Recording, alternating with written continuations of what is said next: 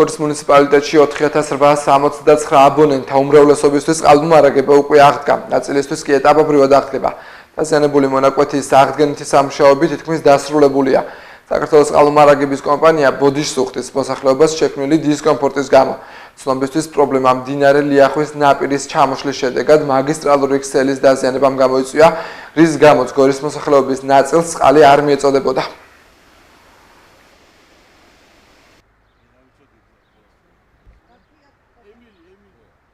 ეს არის სოფელი თედოწმინდა ლიახვის ნაპირზე, მდინარე ლიახვმა გამოიწვია ეს მეწყერული ჩაშლა და პრობლემა შეგვექნა 400 მმ-იან თუჯის ფოლადის მილზე, რომელიც დაზიანდა მეწყერის გამო, მეწყერმა გაგვიტეხა ეს მილი, დაჭირდა ძალიან დიდი სამუშაოების ჩატარება, დღეისათვის აღდგენილია და ეტაპობრივად მოსახლეობას უკვე მიეწოდება წყალი.